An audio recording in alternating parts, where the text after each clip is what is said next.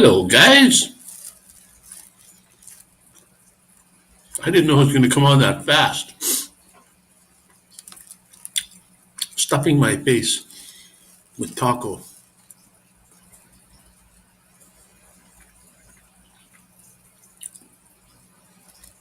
If you're interested in what kind, just let me know.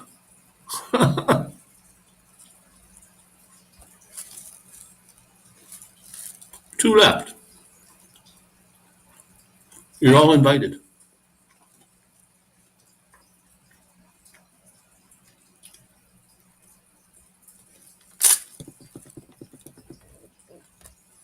Man, when the table vibrates, the screen goes weird.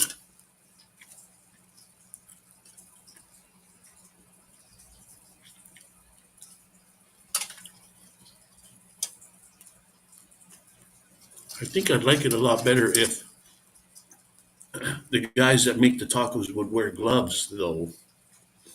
They don't wear gloves.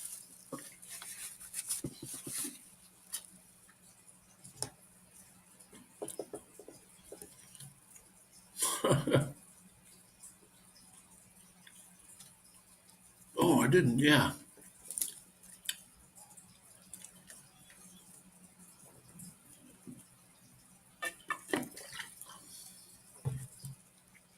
I didn't put a photo on my thumbnail. So this is my taco. It is a beef taco with onion and then some hot sauce, and that's it. Beef.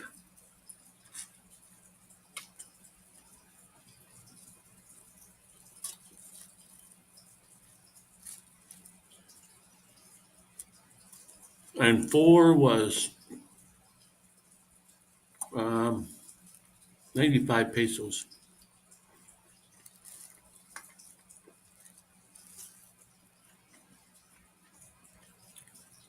$23 pesos each, supposed to be.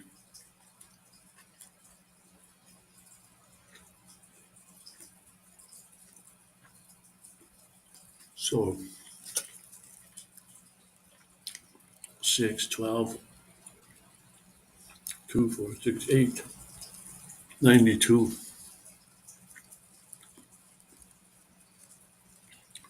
92 tacos for four. I can get a real good meal of pollo in Playa del Carmen for 95 pesos. More than you can eat.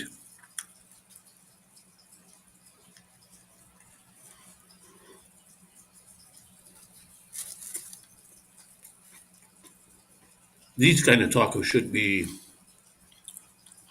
10 to 15 pesos each. No more.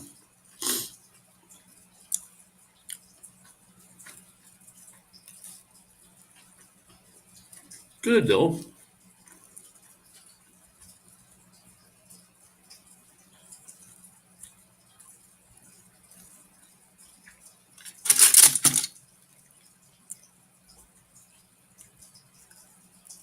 Oh, Stream Elements came up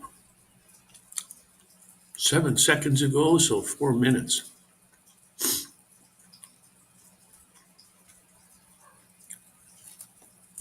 Took 4 minutes to come up.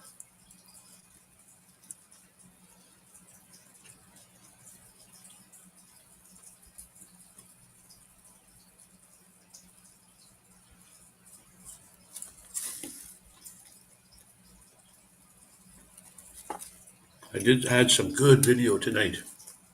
I went to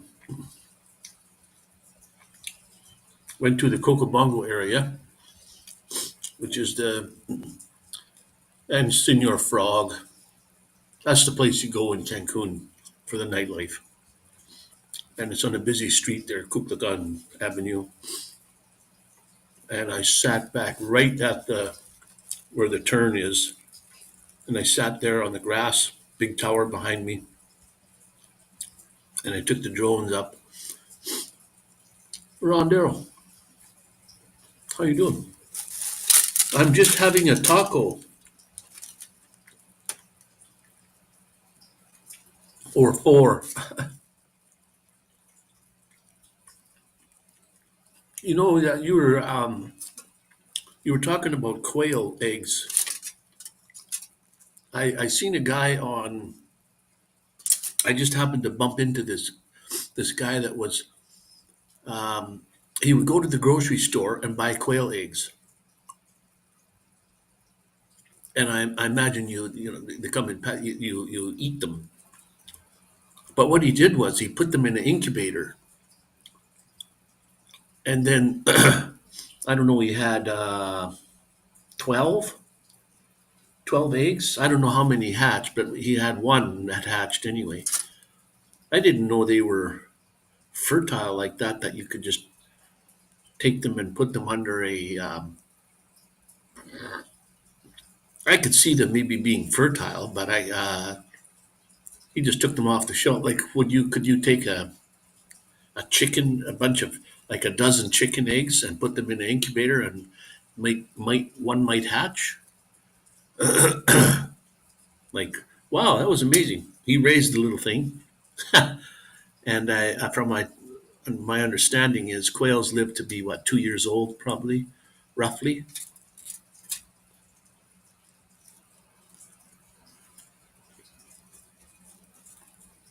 I just got home. I went out and did a drone flight at the Coco Bongo area, nightlife, all the lights. In the daytime, with the drone, you can't see anything. It's just buildings and people walking around.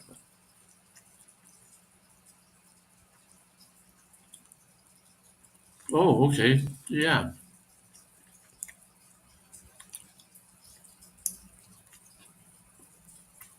You pickled 25 eggs today.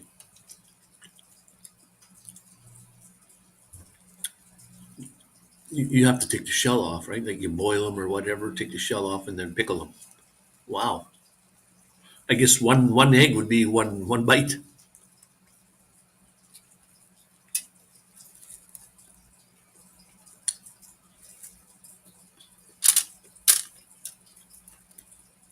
Not bad for tacos, but I think there's still a little too much money for one, and because they're on the street corner, like street food, you get a little leery when they're handling the food, with just their hands, no gloves. So I don't know.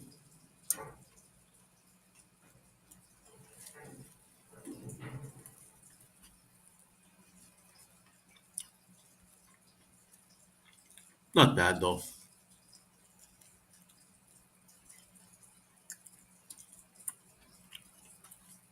You're allergic to chicken eggs, so quail eggs must be quite different then, right? I wonder what it is about them.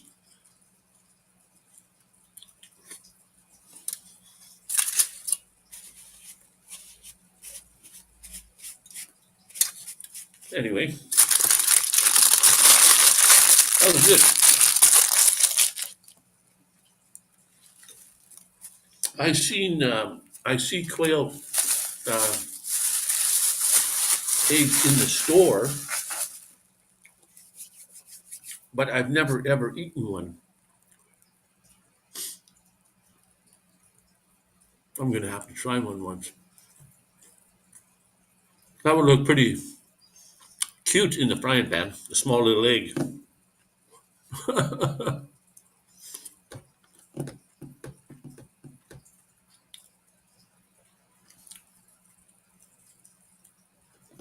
The quail eggs don't bother you. Wow. I've heard of some people that can't eat eggs. They're richer. Oh,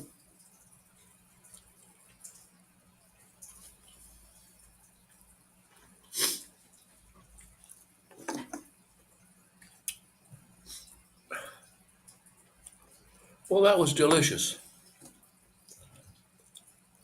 Got 4 beef tacos.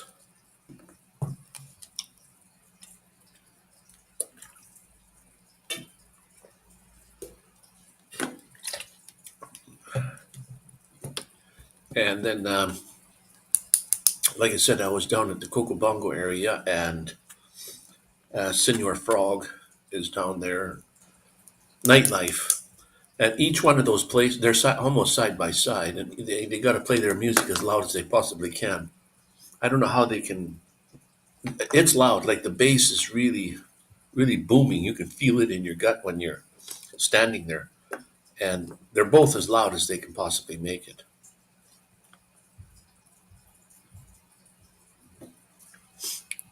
A little quail egg has twice the nutrition as a chicken egg. Really?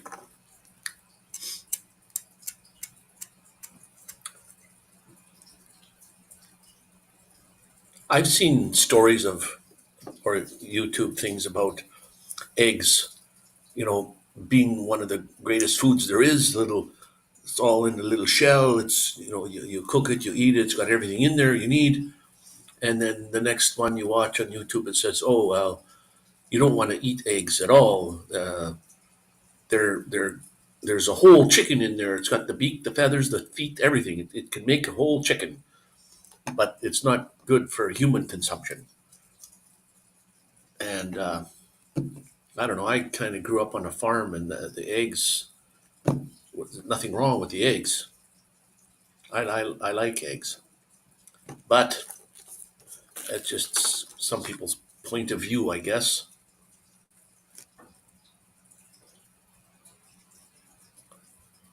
Matter of fact, this one diet that I really lost a lot of weight on that diet. I fell off the wagon, so I'm not on it anymore. Well, I'd like to go back on it, but that diet is like, it's called the whole food plant-based diet, which means plant-based and whole foods. Scrambled egg sandwich. No, you're making me hungry. I could go for that myself. I usually fry up an egg in the frying pan, and then not necessarily scramble it, but break the yolk and spread it out among all the white, like almost scrambled, except you don't beat it up. And then fry that up, and then fold it up on a piece of bread. Man, that's good. But scrambled egg would be on a sandwich would be perfect.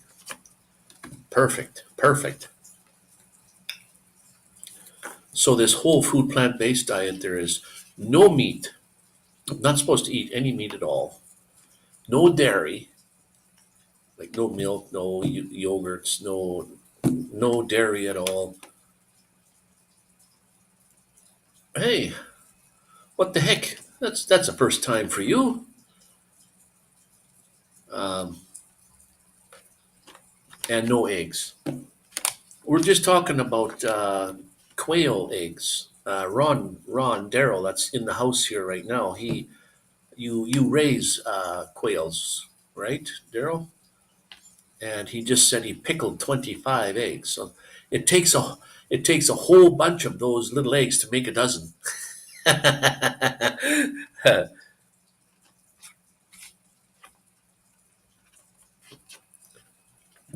What the heck is going on with the weather there in the hat, anyways? Is it starting to? I know April can be. I remember last April when I came back from Vancouver. It was mid-April, I think. And one day there was like almost like a blizzard was blowing in from one side and just froze the front of my van and the driver's side, covered it with snow and froze on there. So it can still get cold in April. Matter of fact, one year it was snowing in May. So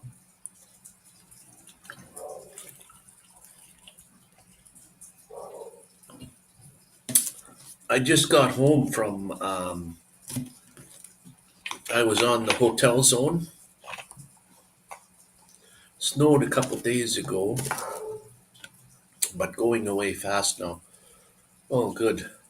I got 5 more fast weeks and it's all over. Then I'm back to Alberta. May the 5th. It's too fast for me. I wouldn't mind staying here another 6 months. Yeah, all in a row. That'd be nice. But they kick you out of the country, and if you get caught staying longer than your passport shows, like when I came here, they stamped your passport and they said 6 months, bing, and they can either fine you and throw you in prison, in jail. Well, I don't want to go to jail down here in Mexico. It doesn't matter what city you're in. In Mexico, it's not good to be in jail. They have a tendency to throw the key away. Hard to get out. But the fine is okay. It's only like a 300 or no 600 peso fine, which is like $30 American. So that's not bad. How long do you have to stay out of the country before you can come back? The maximum you can stay is 6 months. And the whole thing is, I wanted to come for 6 months, and I booked my flight accordingly. Uh, the two-way here and there, or here and back. But the whole thing matters on the second you land. When you land at the airport in Mexico, whatever city, doesn't matter what city it is, but I landed in Cancun. You walk up to the lady that stamps your passport. Now you tell her you want to stay for 6 months, him or her, and it's up to them to decide right at that time whether you're going to stay for 6 months. They could say no, you're not staying for 6 months. You got 2 weeks, stamp, and that's it. You got to go home in 2 weeks.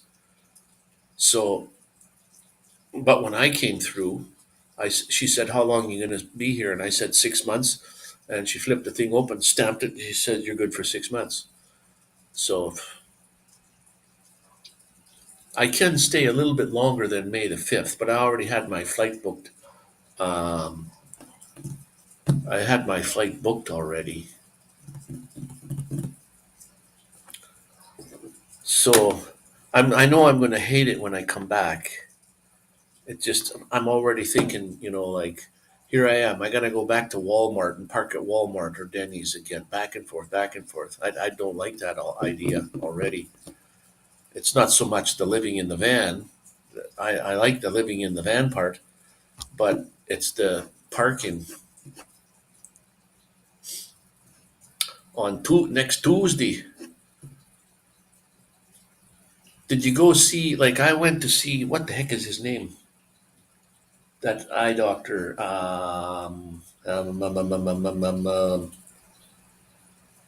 Up where Jenny lives, well, not there, but a little farther away, um, on the corner in the Doctor Carlson. Yeah, Doctor Carlson. That was the guy. He wants to get me in there so fast. He says like 20 minutes, and well, you can't do both eyes at the same time because you have to be able to see, and the other one has to heal. But 20 minutes and you're in and out. And but he's saying that if you spend, like, it's a free thing. It's free. But if you spend, is it $8,000 to $10,000, you can get a specialist to put the lens in that you can focus both ways. You can go nearsighted or farsighted. But Carlson only recommends you only do one. And he says, but even if you do your eyes, um, you'll still have to, like, you got to keep your glasses. I know you'll have 20/20 vision, but you're still going to have to use your glasses to see at like they can only do nearsighted or farsighted um, lens in there. So um, How is that now? How is he saying that? I said, well, that's what I don't want. I don't want to have to get my eyes done and then still have to go, oh, I can see perfectly fine up close now. I can't right now, but if I had the surgery done, oh, I can read, I can see, but and I can see far away, sort of, but I still have to put my glasses on. Like I'm wearing glasses now, so just give me a new prescription for my glasses. That's good enough for me. And then we had an argument in the office. He wants so badly to do the eyes, and I because he does lots of them. Um, some do. I don't need glasses except for close. Even in your eye that you got done, you need to wear glasses to see close. You probably could see like take them off to just for doing anything, like just looking around. But to read or something, maybe you have to put glasses on. That's not so bad. Because he said he could do my eyes the way however I want. He could make it so that I could see far away, no problem. Just, just keep your glasses off, but like you have to put glasses on to see up close. Or he said I can put the because it costs a lot of money if you want to put both lenses in there so that you could see near and far. You don't need glass. You're not. Then he says that people think that you don't need to wear glasses at all, but you still do. So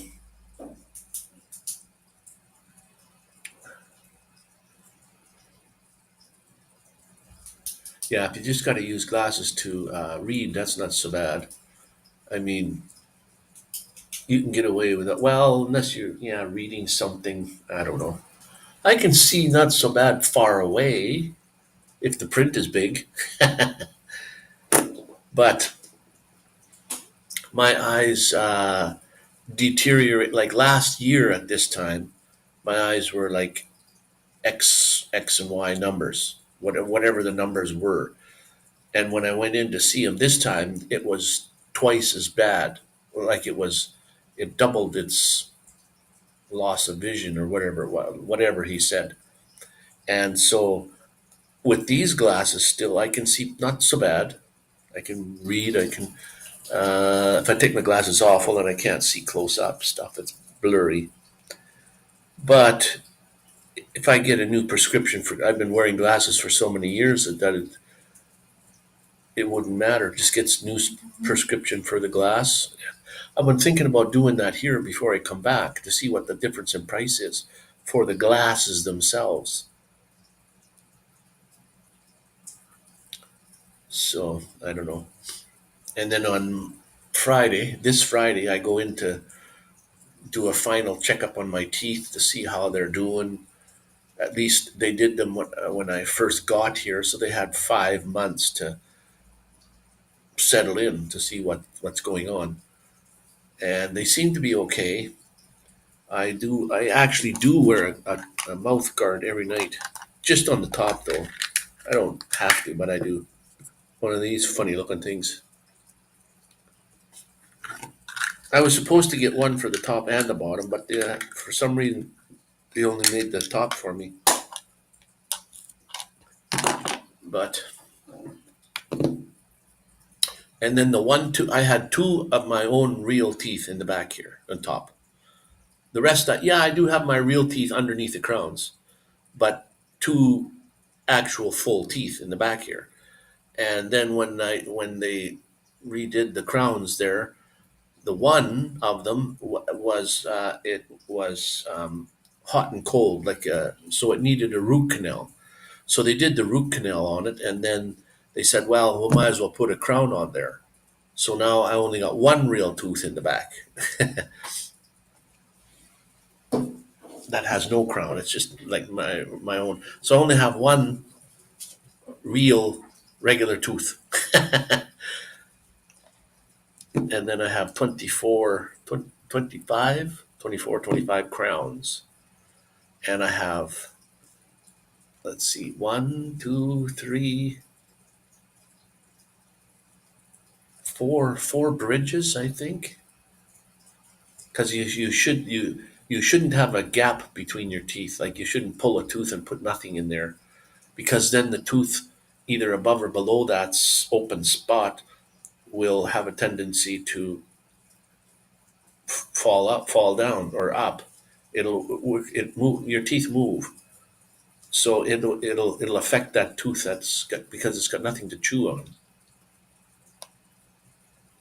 So do you see that picture in the background there with all those people sitting down, and the snake? You can see the snake real good down his belly. It's the light part that's the snake, not the shadow. So the white, the sun, and then his belly is uh, rippling, and then the snake head is right at the bottom, carved in stone there. So that's the Chichen Itza. That snake is called Kukulkan, and that's one of the Mayan gods. And when the shadow happens, it starts at the top, and then it would be nice to have a time lapse of this, but it takes a long time. Like you need a camera with a long battery, but it would be nice to have a time lapse so you could actually see the bottom bumpy part. You could see that moving. It would move. It would ripple. That'd be cool. I mean, my cameras can do time lapse, but probably not for that period of time. I think it started at 4 o'clock in the afternoon, or between 3:30 and 4, and then it ends at 5. So it's quite a long time. And everybody was standing up, and you can see right now on this in the picture here, most people are. Diane, hello, Diane. Nice of you to pop in again. Again. And as you can see, there's some people standing up here, but people farther back would stand up, or people farther back would sit down, and then everybody in front of them was standing up, and then you can't see. So they would tell everybody, like they're hollering, "Sit down, sit down, sit down," and then.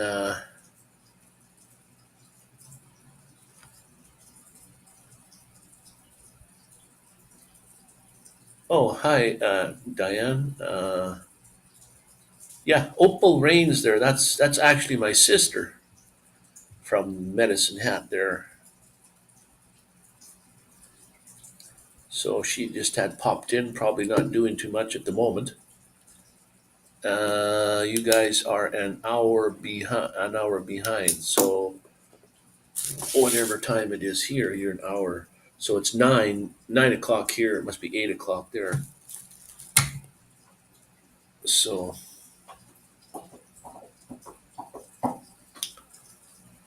yeah, and like Facebook, I don't do Twitter and Instagram and Facebook and any of those other ones. There's so many. There's about umpteen million of those other medias. But because YouTube, how it works, when you upload a video to YouTube, and when it's finally uploaded, well, gotta go. Just happened to catch you.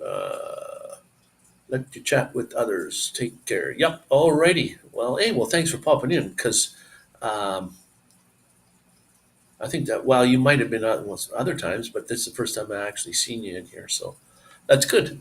And I do come on Sundays at 12 noon my time, which would be 11 o'clock your time. So if you're not doing anything on Sundays, just pop in. I usually come. So 5 more weeks and I'll be coming home.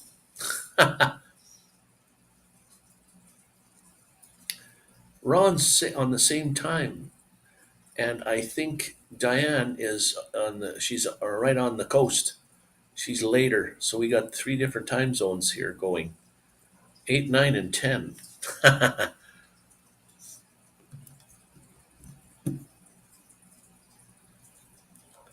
Anyways, nice to see you all. Love you all. Thanks for coming in.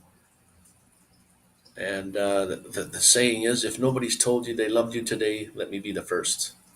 Love you. Okay, we'll see. We have to all go camping sometime. Yeah, this summer we go camping. Uh, actually, I still, it's funny. I'm 70 years old. Dennis might be, I don't know how old Dennis is, but I still call him Uncle. Uncle Dennis. He contacted me through messenger of some sort, a Facebook messenger, and he said, hopefully we'll see you this summer. So I don't know. He's 77. Well, he's not much older than me. I thought he was only 7 years. Holy smokage. Still a youngster.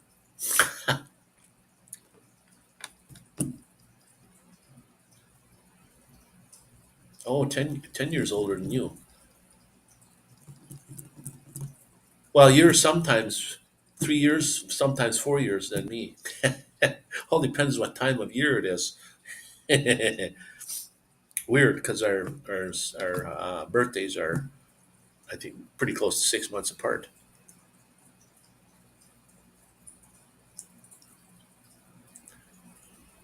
It'll be 77 next month. Ron.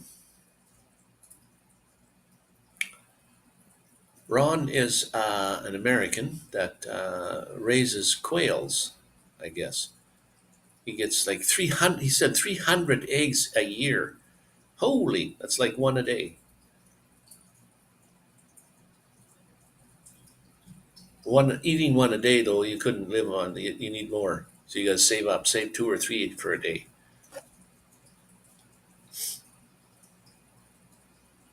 Yo seven, will old man laugh out loud? Yo seven.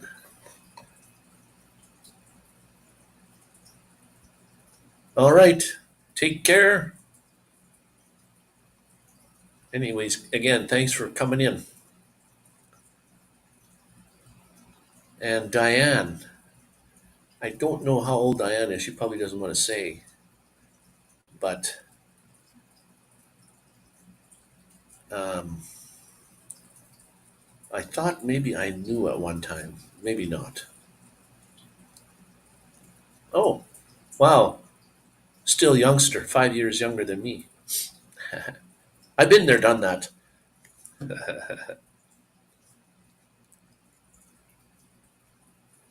Every once in a while, I look at myself and I say, "Wow, I made it to 70 years old." That it's like some sort of a goal. Like, wow, I made it to 77 to 70. That's an accomplishment. And like I'm telling some people, and you guys all probably feel the same way. When you're looking out, you're inside and you're looking out, it feels way different than other people looking in at you.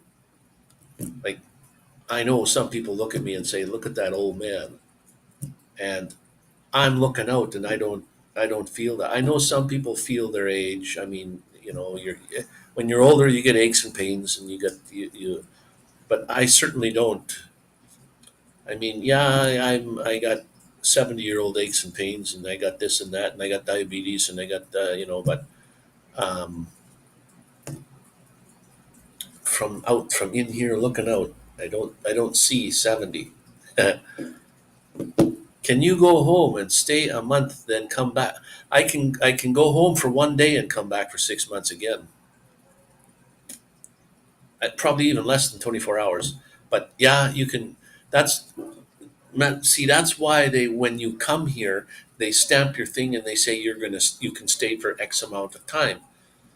Because they wanted to stop people from coming here, go across the border, and come back the same day and stay another 6 months. That's what people were doing, and they didn't want people doing that. So that's why they give them the authority to say, no, you're not staying for 6 months. Um, I mean, so you try for 6 months, and then they might say, okay, you're good for 2 months. Well, in 2 months you go back and you come back again. Like you only have to be out of the country for, well, it's probably 24 hours a day, and you can come back again. If I get up and nothing hurts, I'll know I'm dead. Yeah, yeah, no kidding. I don't do it every day, but sometimes I'll wake up. When I wake up in the morning, I'll say, "Oh, thank you, Lord, for giving me another day." And yeah, like you said, if nothing hurts and you feel all right, you must be dead, and that's what it feels like.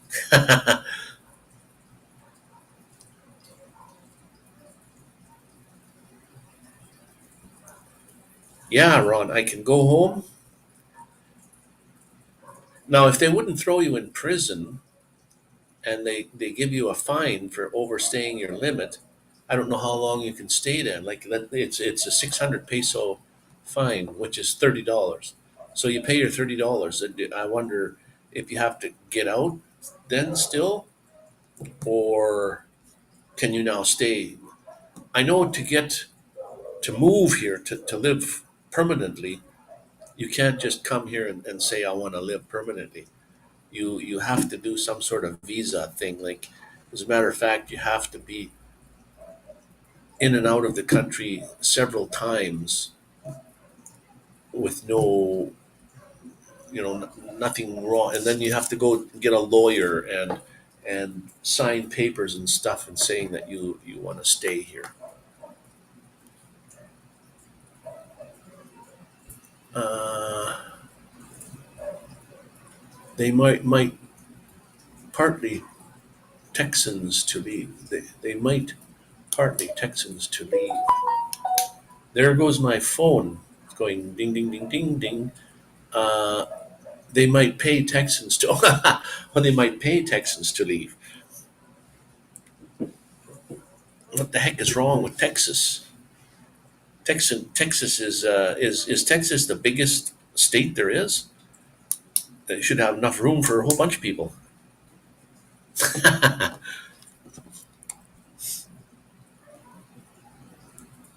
Maybe it's a lot of empty space.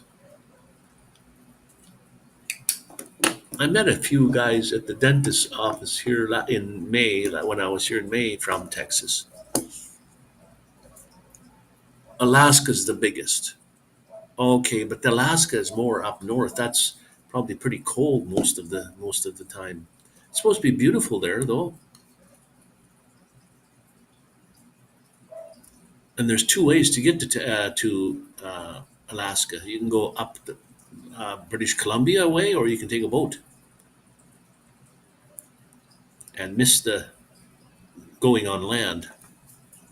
That's where the Beaufort Sea is. There's three oceans that touch Canada: the East Coast, the West Coast, like the Pacific, the Atlantic, and the Beaufort Sea, which is another ocean up north. And supposedly, I don't know for sure because I've never been there. That was my one of my bucket list goals was to put my feet in all the oceans that touch Canada, and I got two of them. I went to the East Coast and the West Coast, the Atlantic and the Pacific. You've done both, driving and by boat up to Alaska. Oh, right on. But from what I understand is when you go from Vancouver up north to the Beaufort Sea, I can't believe that, but someone was telling me it's just as far that way as it is from Vancouver to the East Coast. I thought all the way to the East Coast is a long way. It's got to be shorter than that going north. From Vancouver to Toronto, which is not quite to the East Coast, but that's 4,000 kilometers if you know miles and convert. I lived on Atlantic and Pacific Oceans. Really? Ron says, nah, nah.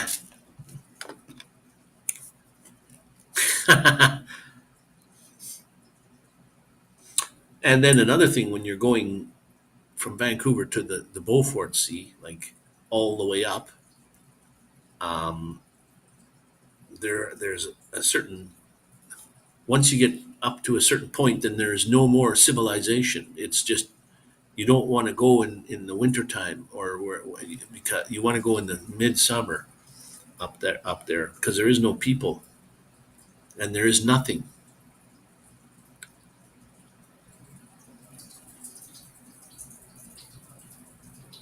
What's this? I got a note from, what's going on here? That must have been a while. Wow, looks cool. Big undertaking. Oh, okay. That was Tommy from She Devil Adventures. She's buying a bus and converting the whole, a schoolie bus, converting the whole thing. But I had messaged her. It only says 9 days ago. That can't be. I thought it was longer than that. But anyways, that's quite the undertaking. Right on. Cool. Very, very cool indeed. At least um, when you build your own thing, you can make it how you want it. NJ, New Jersey and California. That's old. If you're talking about the She Devil with her, that's old.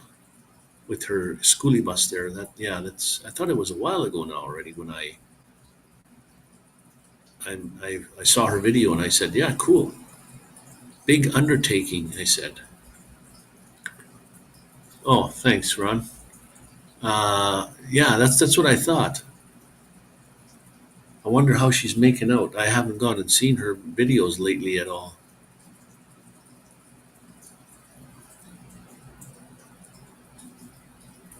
Yeah, my right beside my message to her, it says 9 days ago. But it seems like it's even longer than that. I thought it must be like 2 weeks ago, but apparently not.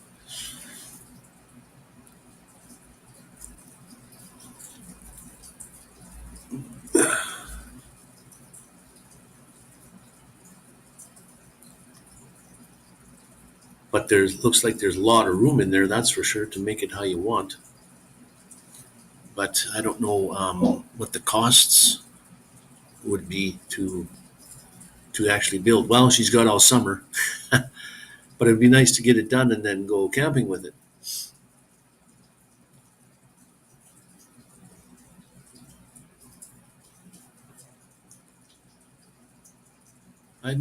I've met several people that had schoolies in Vancouver. We had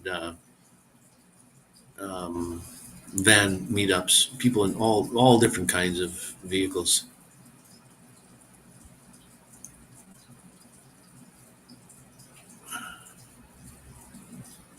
A cargo trailer.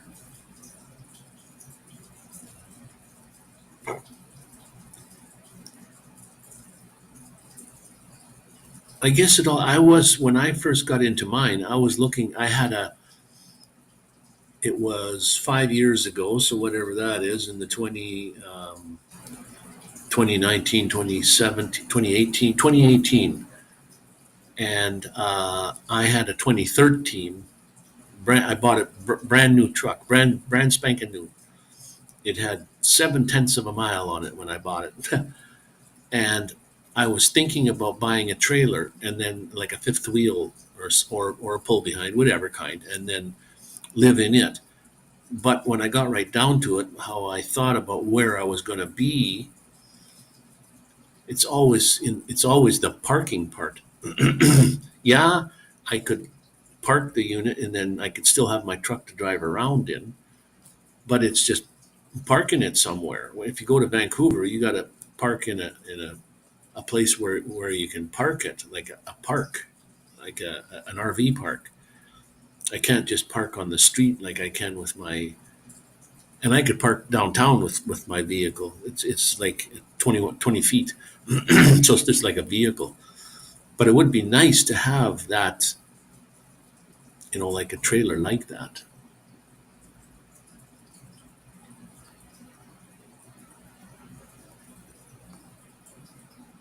And if you're living in campgrounds and stuff, that's the ideal.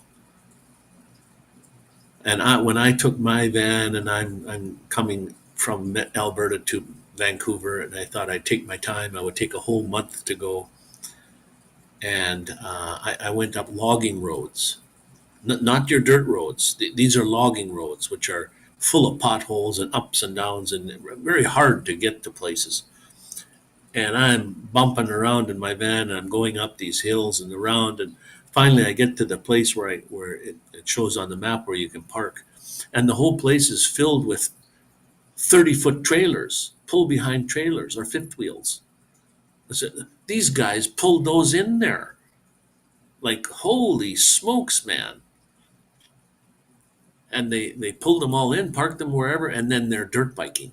So it's like they're bringing their home with them, and then they're dirt biking around. But I couldn't believe that they brought those 30-foot trailers in there. My God, holy smokes. I get an 8.5-foot wide by 28-foot long. Yeah, there you could have like a 2-bedroom. You can have company over and stay the night. It's nice when you can have guests, and they actually have a place to sleep. Like you guys all know Vicky from Hope Bus. Like, what a magnificent bus that is. Holy smokes. I don't know if I could afford something like that, but man, oh man, is that ever nice. And there again, it's all in the parking. And then, right, yeah, build it the way you want. Put the cupboards and the bed and the sink and the fridge and the stove, and put it all where you want to put it. That's what's nice about building your own unit. I've seen everything from like box vans, like bread box vans, built how they wanted it, and the only way to get in was, I guess some of them do have a door to come from the front to the back through a little crawlway through there. Some of them only have the sliding door up and down at the back.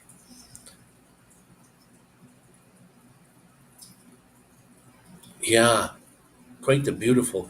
I would be staying in that thing and not in a house. Man, it looks pretty nice.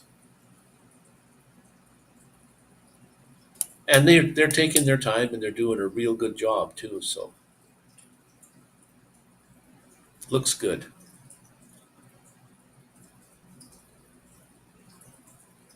And eventually, I guess that's what their plan is, to move out of the house and into that, and then just tour around.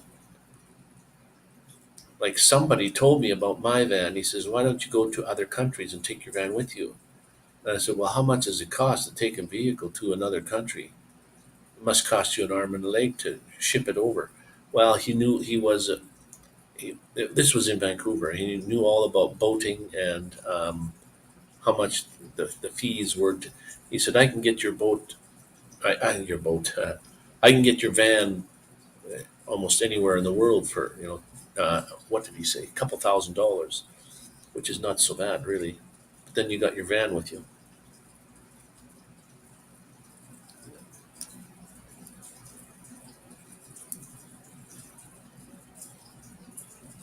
I have expertise. I have expertise to do a whole build.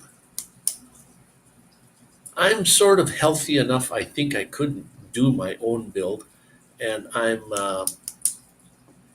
mean, I know how to swing a hammer, and I know how to do screwdrivers, and I'm a journeyman electrician, so the wiring would be perfect, and the carpentry, I could do my own carpentry. Um, what would be the thing that I can't do? I don't think there's anything. I mean, you put your mind to it, and that's the whole. I mean, I see solo females building their whole unit themselves. And the nice thing about building the whole thing yourself like that, this one girl was saying, she says, "Well, if anything breaks down, I know how to fix it because you built it yourself in the first place." So that's cool. And my van is already built out, and it's hard in that van to take something out and build things the way you want it. Because of how the wiring is, and because of how it's just made to begin with. Um, the bed is not on a piece of wood like most bedding in some guys that build them themselves. They build a sticks up for the legs, and then they put a piece of plywood down, and then they put their mattress on there. Well, you get lots of problems with moisture underneath there if you don't do it right. But my bed is not like that. It's made out of metal, like a metal frame with the part you sleep on is cotton, like a sofa back in the olden days, made out of cotton. And then I put a 4-inch piece of memory foam on top of that. So I never get problems with condensation because that's just, there is nothing to, there is nothing to condensate on. And then called your garage. Some people call their garage underneath the bed or in the back underneath. Well, underneath my bed is my garage, sort of. And I have a side door on the outside that I can lift up and access that, or I can access it from inside. And that's where I have my batteries and all my tools and what have you.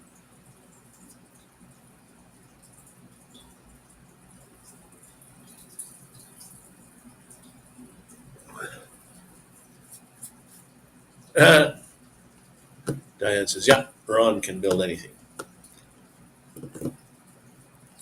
Yeah, if you just put your mind to it, you can build anything." And like I said, with the electrical part, that's my expertise. So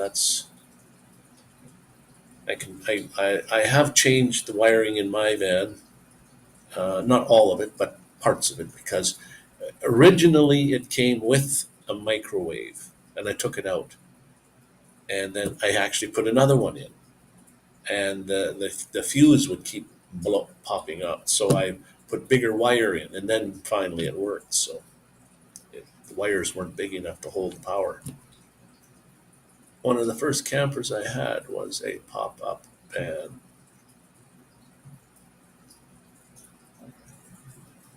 A pop-top van. Not pop-up, pop-top van.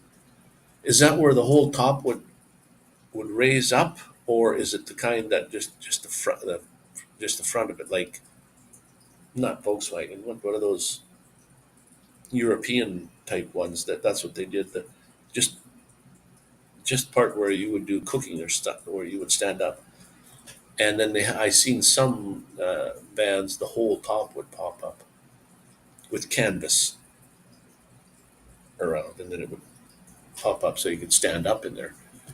Actually, mine is built from the factory that way. It comes. Those were all built in Toronto, Canada. Classic Supreme, Dodge Classic Supreme, back in 1995, brand new in '95, and I can stand up in there, and I still have this much room above my head yet. Like it's pretty high, whole top raised, and then I had a window in the canvas. Oh, right on. So you could have it like a regular van otherwise with the top down, and then when you park, camp, you put the top up, and you could stand up. Yeah, yeah. Like mine has a sink, a 3 burner stove, no oven though. I would like to have an oven. I miss having an oven. I do have a fold up oven, like to make a baked potato or something. Well, then you put it on top of your burner, and your burners heat up the inside. It's a Coleman fold up. It folds up to 2 inches wide, so it's nice for storage. But it's just too cumbersome. You unfold it, you set it up, you put your whatever you're going to bake in there your bread, your potato, your whatever you're going to make, and then you got to wait for it to cool down, and then you fold it all up and put it away. Whereas an oven underneath the stove, you just open the door and put stuff in and cook. Um, I guess I could build my own in there, because right now it's just a big storage space for food items that's underneath there. It's like, to me, like a big wasted space. Many biscuits in one of those. Yeah, you see, it would be nice to have that to make biscuits or even bread. I have a presser. I have a pressure cooker, not an electric one that sits on the burner. So I would bake tiny little loaves of bread in it. And oh, was that good? I'll tell you, those were real good. I even made a video about baking bread in them things. I would do 2 loaves at once, tiny little loaves, about just right for one loaf, is just right for one time. Like if you're having breakfast and you want toast or just nice warm hot bread, well, that would be enough for like one meal. So,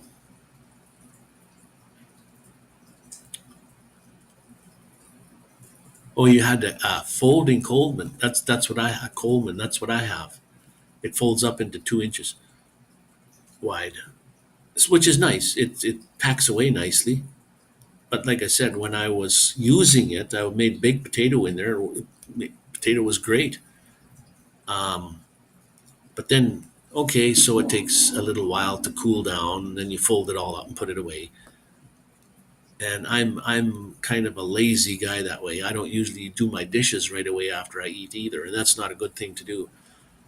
You usually find out that if you're living in a vehicle like that, you when you eat, you should, when you're finished, you should do your wash your dishes and get it cleaned up, because you don't want to leave it sit there like that.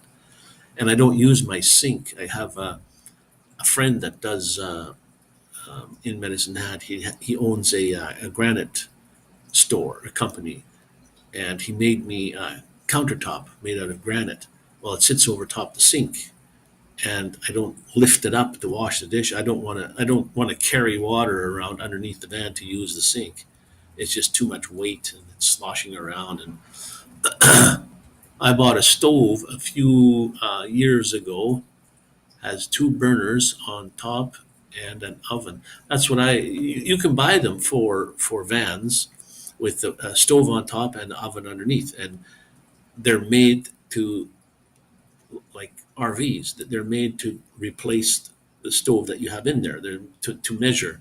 You take your old stove out and the cupboard that's below it, and then these just slide right in and screw them down, and away you go. Um, Perfect. I would love to have one like that. That'd be fantastic.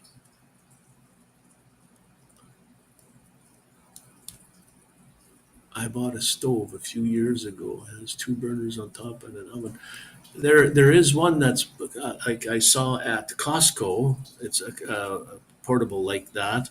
I don't know if it would fit in the hole that if I would pull mine out, but it's like that too. It has I don't know how many burners on top, but it has the stove on top and an oven underneath it. It's a portable thing. It's the outside is all like finished metal, so you could sit it on your countertop and use it that way. But I'd want to build it in the unit, so it's like out of the way. It's not taking up any more extra space. My unit had a fridge in it, a 3-way fridge, uh, 12 volt propane and 120-volt fridge. But I took it out, so it has that empty spot. They're pretty big. I took that out, and I put just like a fridge that students would put in, like they're called a dorm fridge, a regular house fridge. That's what's in there right now. I used to have a Domestic 12-volt fridge. That was $1,200 for a Domestic fridge. And for some reason, I don't know why, I sold it and bought the one I have now. But I have somebody who wants to donate a brand new fridge to me, and I might take it, but it all depends on the measurements. So once I get the hole measured, and then I'll decide whether I want to take it or not.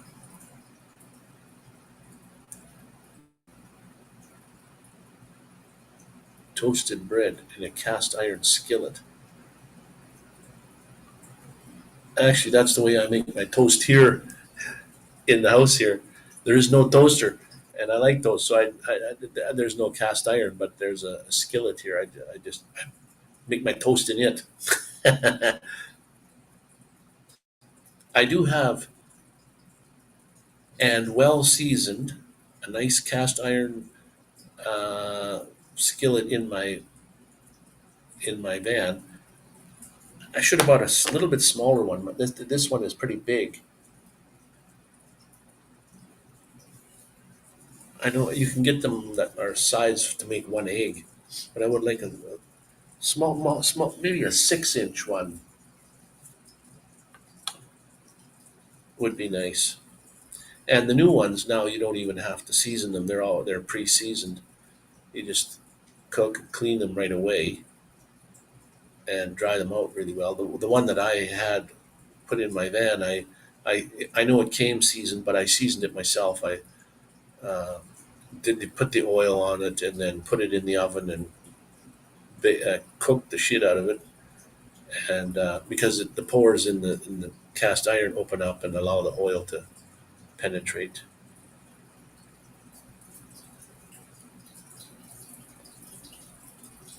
Although you can get a really nice non-stick cast iron to work with eggs perfectly if you keep it seasoned properly. And sometimes I just neglect or something, and then I'd do an egg in it. It wouldn't slide out like if you keep it. Cast iron is last you forever. Those things are those things are nice, and you can get all kinds of uh, uh, frying pans that have like a non-stick surface, but after a while they're not as good as what you think they are. I have a stainless steel fry pan that I try to keep because I have what do you call it, a convection oven or convection stove where it cooks by magnetism. Mag- you put the frying pan on there and there's no heat. You can put your fingers right up to the frying pan. As a matter of fact, sometimes I put a paper towel underneath the fry pan and cook with the paper towel underneath it. It doesn't heat up the area. It only heats the pan. Take skillet, get it red hot, and then take Sandra to it. Yeah, the new ones all come. They call them orange peel. They're kind of bumpy. I like my frying pan, believe it or not, my skillet to be smooth on the inside. And sometimes you take a grinder and grind it down and make it smooth. But the new ones by Coleman or by Lodge are pre-seasoned and but they're bumpy like orange peel effect. It's like an orange peel.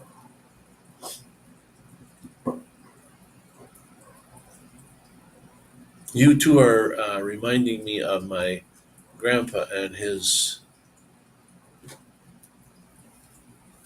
crony sitting on the porch spinning yarn.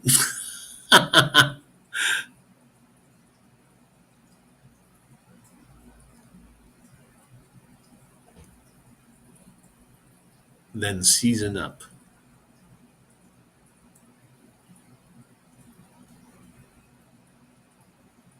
You would believe the difference. Yes, I know. If I can get a hold of a smaller size fry pan, I don't need not one the big as I have. It's like a 12-inch thing. It's like way too big, especially when you're cooking for one person like that. If I can get like a 6-inch or an 8-inch might even be too big, but a smaller one, not those real small ones that's big enough for one egg. they're an actual um, cast iron frying pan, but I like the a slight bit bigger, so you can put, a couple things in it if you need to, or even I have a, what do you call those pans that are real heavy? A pot, I mean. They have like Coleman ones too, and you put them right in the fire, cast iron. You put the lid on it, and then you can put coals right on the lid and cook whatever's. Oh, it's nice to have bread in there. Oh my goodness! Oh, is that tasty or what? I'm thinking of crock pot, but it's not a crock pot. I forget what you call them. Any ideas? You guys know what those are? Um, a Dutch oven. Yeah, I have a Dutch oven. Now I made a mistake. It's a cast iron one, but it has a coating on top of it. It's a red paint, or a red coating. Well, that stuff always chips. It didn't take long, and there was a chip out of it.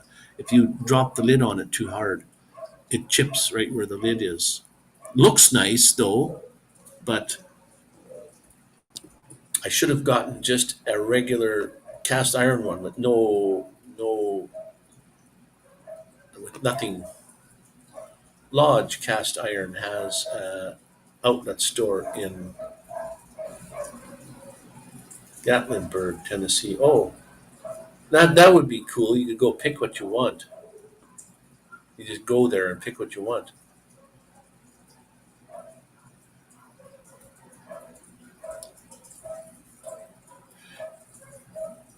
Yeah, I did.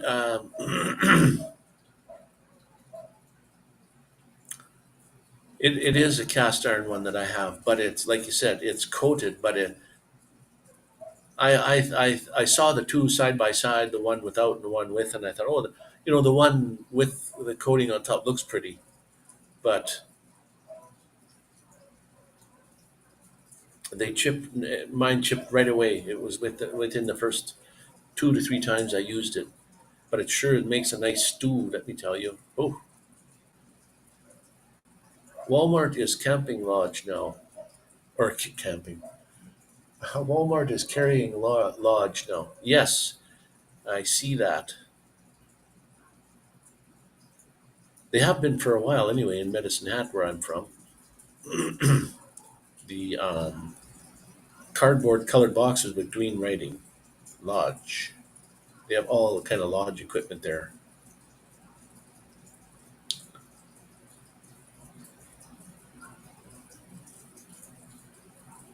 Yep, for triple the price of the lodge store. Oh, really?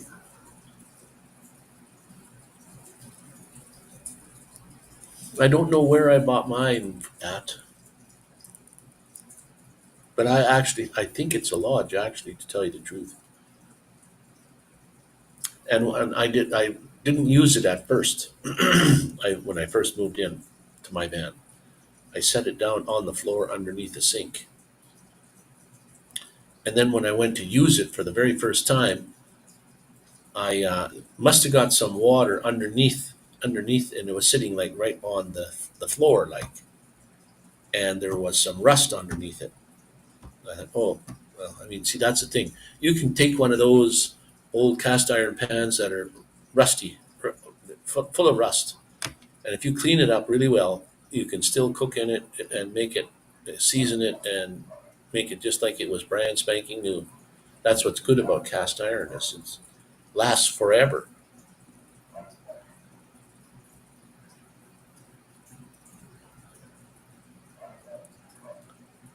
Somebody probably didn't know what they were giving away when they took their cast iron. That's where I go looking sometimes too. Is at the Goodwill store, or the dollar, not the dollar store, but the where people uh, take things and give them to the Goodwill places, and then they sell them. Sometimes you can find some cast iron things in there that are dirt cheap, and you wonder, well, who like cast iron pans are expensive.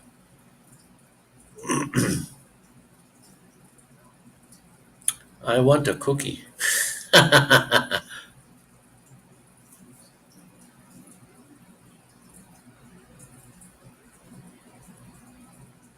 When I get back to Alberta, I'm going to have to go through all my stuff and see what I've got. And I've taken 3 great big huge bins and filled them full of the stuff I didn't want to have frozen, like out in the van all winter, and put it in my friend's place of business there, just to stay warm for the winter. And I got to put it all back in the van when I go there. Kids want no stick. Most of my cast iron is Lodge, but I have Griswold biscuit pan. That's well over 100 years old. Wow, no kidding. That's what I mean. Some of those pans are old, and some guy would even find them in the nuisance ground. A cast iron pan, old and rusty, but you just take the rust off, and you've got yourself a sweet cast iron pan.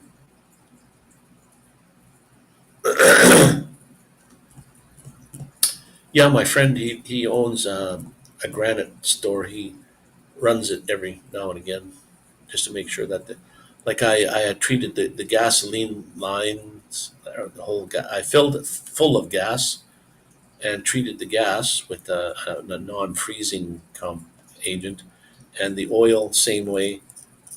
And I left the batteries in there. I guess the batteries probably got frozen, but I disconnected everything so that there's no power running anywhere.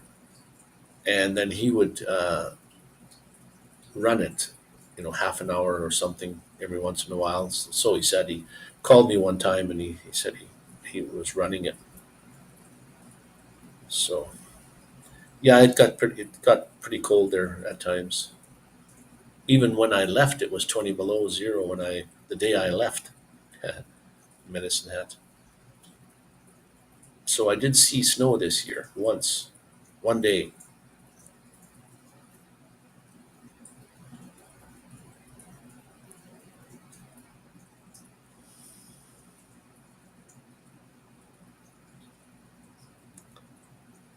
Yeah, the van. I'd put a few dollars into that van already. Hopefully that won't. It's a '95. It's old, but I think I have brand new brakes. Not just the brake pads. I put brand new, the whole disc, everything brand new except the back. I don't think I put new drums on the back. Just new, the new pads. Water pump has been changed twice. It didn't. It didn't need to be the second time if the guys that did the first one would have done a good job.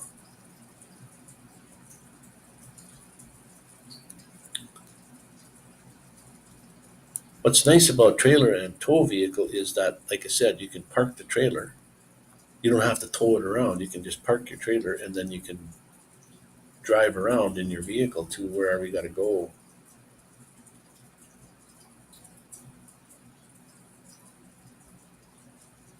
And right now, this summertime would be nice to have that because I could park the trailer in a campground and just leave it sit there, and then I would have a truck to drive around. Whereas my van, if I park in a campground, if I want to go somewhere to the grocery store or get gas or do whatever, I take the whole thing with me. It would be really bad in winter because when you're on the prairies in wintertime, when you're parked, you're pull behind or whatever, you have to board up the sides so that the wind doesn't blow underneath. That's the whole point. Stop the wind from blowing underneath. And if you do that with a van, well, you can't go anywhere. You're stuck. So you got to walk somewhere or take a cab or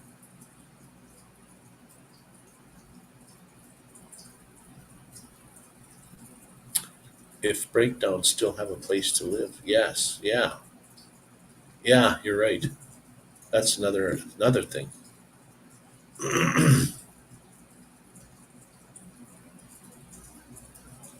I follow another several people. Like there's called Wayne on the Road, another Wayne guy.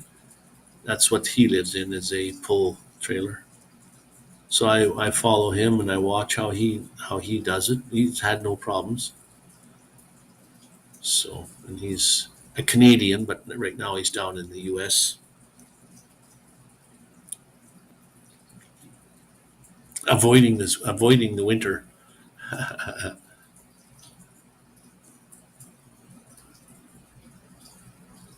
That's the bad part. If you're in the U.S. and you want to avoid the winter, you just go south more, and then in the summer you can go more north to try to get away from the heat. But in Canada, the warmest places in Canada are still, like they're not. Vancouver is one of the nicest places to go in the winter. Like last year and the year before were unheard of numbers, but before that, like for many years, it rarely got like 5 below Celsius. I'm talking. So it'd be 30, I don't know, 29, 27,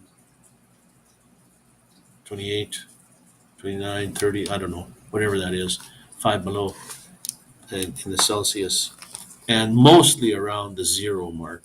So 32 and around that area most of the winter. And as a matter of fact, out of the 5 years that fifth year, this is the fifth year, and I've been in Mexico now. But the 4 years before that, uh, I never wore a winter jacket. You didn't need one. I just wore a hoodie all year, all winter while there. And Vancouver Island is probably milder yet than Vancouver itself.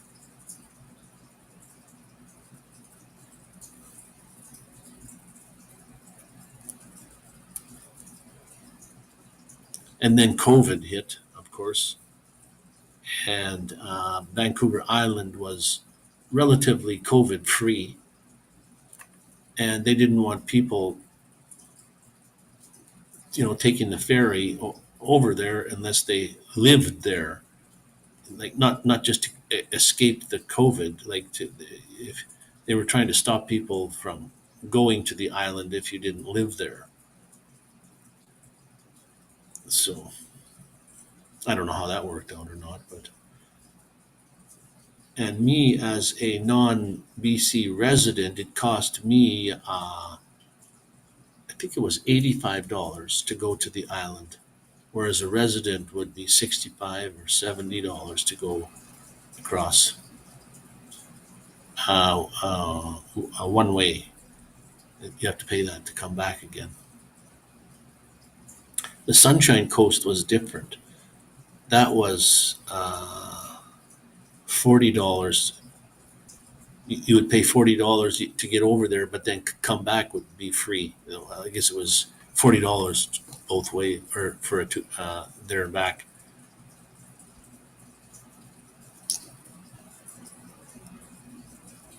And the Sunshine Coast was really nice and warm also. Although the Sunshine Coast is part of the mainland BC, it's not an island or anything, but you can only get there by ferry.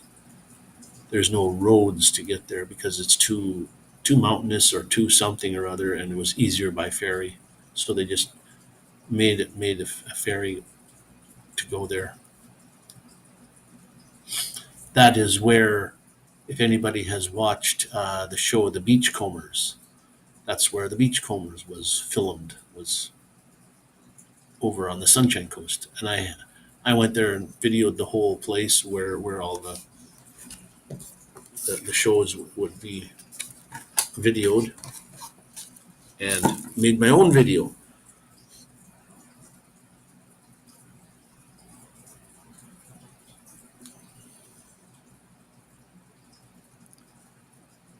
One hour and 20 minutes. I'm only allowed 2 hours on EVMux, which is okay. I'm allowed 2 hours a day or 30 hours a month, which is one of the best streaming software because you get to do like OBS Studio. You can make it how you like. The free version, you don't have to pay for anything, which is nice.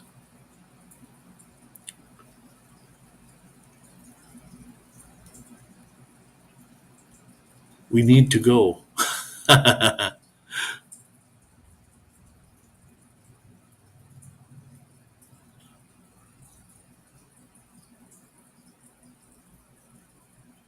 I'm still hungry too. I had 4 tacos and I'm still hungry. And I don't really have anything to eat. I might have to go to the store and get a munchie. Well, you don't have to go yet.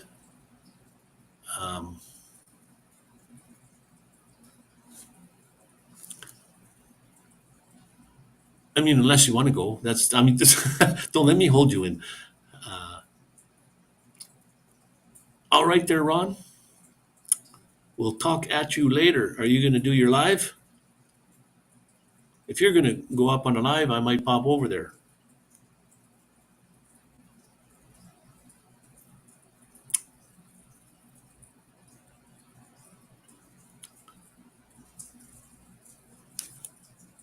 Thumbs up, Diane. It was nice of you guys to pop in and say hi. Okay, Ron, why don't we end this one? And then when you get going and whatever have you, I'm going to make a bite to eat. And maybe I'll pop over a little bit later when I see when you're up. There's no rush. You just go whenever you feel. Must be, I don't know what time it is now, but I don't see a time here. Let me just see here. It is just about 10 o'clock. So, all right. Love you guys. And thanks for popping in and chit chat. And I learned a few things tonight, so that was good. I'm always learning something. So stay awesome, guys. And I'm just going to go and have another quick bite to eat and something to drink, make a coffee and what have you. And if I see when you're on there, Ron, I will pop over and say hi. And Diane, thank you for popping in. And have a couple eggs for me, Ron. Okay, we'll catch you guys later. Stay awesome, guys.